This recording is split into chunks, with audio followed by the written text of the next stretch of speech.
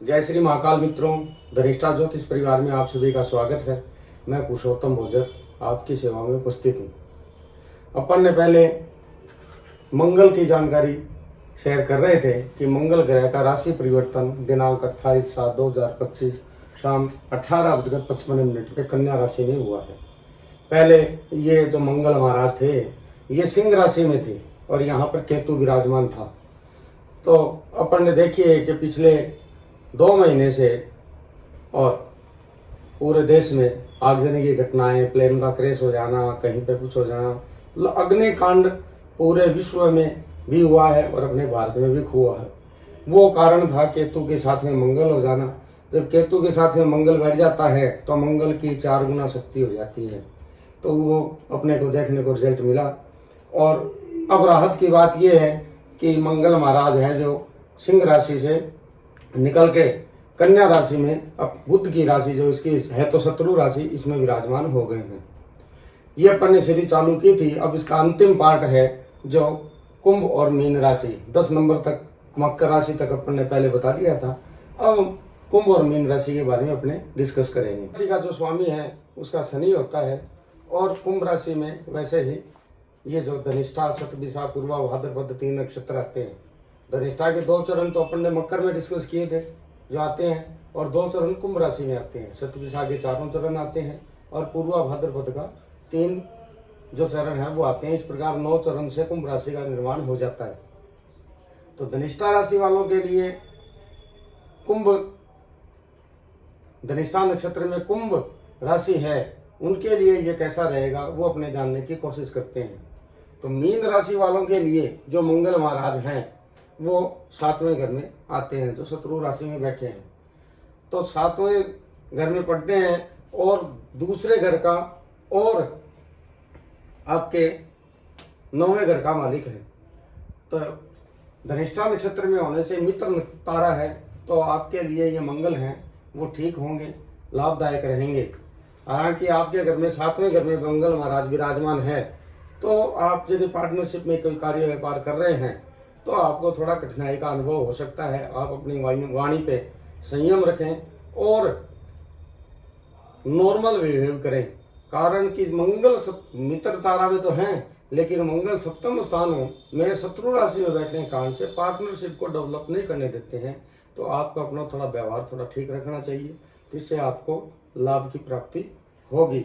वैसे ओवरऑल 13 अगस्त 2025 तक का जो समय है वो आपके लिए ठीक जाएगा। अब बात करते हैं शतभिषा नक्षत्र, जो कि राहु का नक्षत्र है और बाधक नक्षत्र से बाधक में है। नक्षत्र से बाधक में दूसरा 7वें स्थान में बैठे हैं मीन राशि से, और कन्या राशि में स्थित है, शत्रु राशि में है। तो आपको 13 अगस्त तक कठिनाई अनुभव होने के चांसेस हैं। दूसरे घर में धन संबंधी, वाणी, कुटुंब, ये जो है इस प्रकार की आपको कठिनाई का अनुभव होगा। दूसरा, भाग्य का आपको सपोर्ट नहीं मिलेगा। इसलिए आपको ये जो समय है लगभग 1.5 महीने का, ये आपके लिए अच्छा नहीं प्रतीत होता है। मंगल महाराज को ठीक करने के लिए आप वैसे ही 2 जो गुड़ की डली है वो नंदी महाराज को खिलाएं और हनुमान चालीसा का पाठ करें। 1.25 किलो मसूर की दाल लेकर के हनुमान जी के मंदिर में चले जाए मंगलवार को और वहां चढ़ा दें। साथ में प्रत्येक मंगलवार को जो है हनुमान जी को चोला चढ़ाएं और कच्चा नारियल का भोग लगाएं। ये जो नारियल आप भोग लगाते हैं ये आपको नहीं खाना है, वहीं पर ये बढ़ जाए ऐसी व्यवस्था आप रखें, ख्याल रखें। इससे आपको लाभ की प्राप्ति होगी और आपका जो समय है ये आराम से पास हो जाएगा। पार्टनरशिप में भी आप ख्याल रखें विशेष रूप से कि कहीं पार्टनर से मन मुटाव नहीं हो। गृहस्थी में भी रखें कि धर्मपत्नी से भी कोई झगड़ा, कोई इसी छोटी बात पे ऐसा नहीं हो कि वो बड़ा बन जाए। इसलिए आप दिमाग को ठंडा रख करके अपना टाइम पास कर सकते हैं। अब बात करते हैं गुरु के नक्षत्र, जो 3 चरण आएंगे पूर्वा भाद्रपद, जो कुंभ राशि में है। ये आपके साधक स्टार में है। तो आपके लिए ये समय जो है 13 अगस्त तक का ये बहुत अच्छा रहेगा। आपको जो कार्य में और में सब में जो है कठिनाई का अनुभव नहीं होगा और आपका सुचारू रूप से कार्य चलेगा। दूसरा, धन संबंधी भी आपके पास में कोई स्थायी संपत्ति का भी निवेश हो सकता है और आपके पास में लाभ की प्राप्ति हो सकती है। पैतृक संपत्ति में यदि कोई झगड़ा वगैरह कुछ चल रहा है, कोर्ट केस हो रहा है तो वो भी आपको मिलने के आसार हैं, ऐसा प्रतीत अपने को होता है। और आपको भाग्य का भी सपोर्ट मिलेगा। सप्तम का रिजल्ट तो जैसे सबके दे रहा है वैसे आपको मिलेगा, लेकिन फिर भी आपको कुछ राहत मिलेगी, कारण आपका जो नक्षत्र है वो साधक स्टार में है। तो इस प्रकार से अपन ने देखा कि कुंभ राशि में जो तीनों नक्षत्र पड़ रहे हैं, धनिष्ठा, शतभिषा, पूर्वा, भाद्रपद, इन तीनों नक्षत्र वालों के लिए कैसा कैसा फल मंगल महाराज जो बैठे राशि परिवर्तन हुआ है वो कैसा देंगे। अब बात करते हैं अपने अंतिम राशि, काल पुरुष की अंतिम राशि मीन राशि, जो 12 नंबर की आती है। इसका स्वामी गुरु होता है और इसमें वैसे ही नक्षत्र एक पूर्वा भाद्रपद आता है, 3 यहाँ आ गए तो एक बचा, एक यहाँ पे आ गया, दूसरा उत्तरा भाद्रपद जो शनि का नक्षत्र है, ये चारों चरण आ गए, रेवती के चारों चरण आ गए। तो मंगल महाराज जो बैठे हैं सप्तम स्थान में, दूसरे स्थान के 9वें स्थान के मालिक होकर के, ये पूर्वा भाद्रपद वाले को तो लिए तो अच्छा रहेगा, कारण आपके साधक जोन में है तो आपके लिए बढ़िया रहेगा, मंगल से घबराने की आवश्यकता नहीं है और आपका समय जो है वो ठीक निकलेगा। लेकिन शनि के नक्षत्र जो उत्तरा भाद्रपद में चारों चरणों में जिनका भी जन्म हुआ है वो प्रतरी स्टार में है, दुश्मनी में है, तो आपके लिए धन संबंधी चिंताएं, कुटुंब, वाणी, दूसरा पार्टनर से गृहस्थी में भी आपको जो है वो कठिनाई का अनुभव होगा। कुछ खट्टे मीठे अनुभव से ये समय व्यतीत करने वाला है, लेकिन आपको थोड़ी सावधानी बरतनी चाहिए।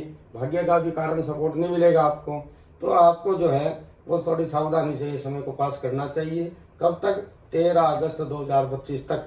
आप यदि कोई जमीन लेने की सोच रहे हैं तो एक बार त्याग दें उसको, उस 13 अगस्त के बाद में ही करें। दूसरा, घर गृहस्थी में भी शांति रखें, मन मुटाव की स्थिति नहीं हो, क्रोध नहीं रखें, क्योंकि मंगल जब सप्तम दृष्टि से मीन राशि को देखेगा तो क्रोध की अनुभव होगी, वाणी में संयम नहीं रहेगा। आपको संयम रखना है मित्रों, और वाणी को संतुलित करके ही आप अपना व्यवहार करें तो आपको आसानी रहेगी। अब अपने बात करते हैं रेवती नक्षत्र की, जिसके चारों चरण भी मीन राशि में आएंगे।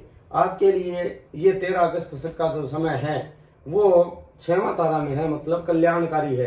तो मंगल आपको परेशान नहीं करेंगे, आपके पास में जो समय है वो आराम से आसानी से पास हो जाएगा। आपको भी धन संबंधी, कुटुंब, वाणी पे परिवार जो है उससे लाभ की स्थिति मिलेगी, भाग्य का भी सपोर्ट मिलेगा और आपका जो समय है ये एवरेज में व्यतीत होगा। नुकसान की स्थितियां कम दिखाई पड़ती है।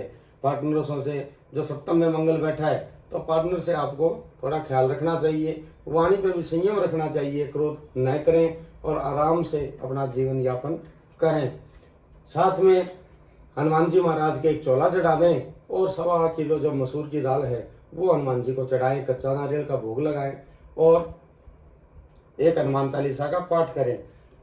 मीन राशि में तीनों जो है नक्षत्र पड़ते हैं, इन सभी को ओवरऑल हनुमान चालीसा का पाठ करना चाहिए, जिससे आपको आसानी होगी और आपका समय अच्छा रहेगा। इसलिए अपन ने अब तक 12 राशियों का जो है वो फलादेश किया है मंगल का राशि परिवर्तन होने के। आगे जब ये 3 सितंबर को तक हस्त में रहेंगे, 13 अगस्त के बाद में परिवर्तन नक्षत्र का होगा। राशि में तो मंगल में ही रहेंगे, कन्या में ही रहेंगे, लेकिन जब नक्षत्र का परिवर्तन होगा तब अपने एक बार फिर डिस्कस करेंगे, आपको बताएंगे कि कैसे क्या है। अब नक्षत्र से अपने डिस्कस जब करते हैं ना तो समय थोड़ा थोड़ा अपने को मिल जाता है, कारण कि 3 नक्षत्र का समय होता है। अभी एक ही नक्षत्र का कर रहे हैं अपने उत्तरा फाल्गुनी के, जिसके 3 ही चरण जो हैं वो कन्या में है। तो ये 3 चरण का समय है 13 अगस्त तक। 28 जो आपकी है जुलाई से लेकर के 13 अगस्त, ये 3 उत्तरा फाल्गुनी नक्षत्र के जो चरण है उसी का फल है। हस्त का अपने बाद में डिस्कस करेंगे, ताकि नक्षत्र से जब भी प्रेडिक्शन करते हैं तो अपने को थोड़े थोड़े समय में एक्यूरेसी अपने को प्राप्त हो जाती है। और जो निर्माण राशियों का है वो नक्षत्र से ही तो है। तो इसी प्रकार से आपको मैंने बता रखा है पूर्व में कि आप अपने नाम के हिसाब से अपनी राशि नक्षत्र देख लें कि मेरा ये इस राशि में ये नक्षत्र पड़ता है, उससे आपको आसानी रहेगी। याद रखेंगे तो मेरे से जब भी आप मेरे वीडियो देखेंगे तो आपको समझ में आ जाएगा कि मेरा ये नक्षत्र है तो मेरे लिए इतना समय खराब होगा, इतना अच्छा होगा, आपके लिए ये सुविधा रहेगी। और आगे जब भी कोई ग्रह परिवर्तन होगा तब भी अपने डिस्कस करते रहेंगे। आशा करता हूँ मेरा ये वीडियो आपको पसंद आएगा और आप लाभान्वित भी होंगे और अपने कार्य को सुचारू रूप से करने में सहायक सिद्ध होगा। आपने यदि अभी तक मेरा चैनल सब्सक्राइब नहीं किया है तो मेरा चैनल सब्सक्राइब करें, जो धनिष्ठा ज्योतिष के नाम से यूट्यूब पे है, और बेल आइकन का बटन दबाएं, लाइक करें, शेयर करें और अपने इष्ट मित्रों, रिश्तेदारों को सबको बताएं कि इस प्रकार से है। क्योंकि आप भी यदि उनके साथ में शेयर करते हैं तो आप भी पुण्य के भागी बनेंगे और आपको पुण्य की प्राप्ति होगी और आपका प्रोत्साहन मेरे को मिलता रहेगा। तो मैं आपसे नई नई जानकारियाँ जो है वो शेयर आपसे करता रहूँगा। इसी के साथ मैं अपने वाणी को विराम देता हूँ। जय श्री महाकाल।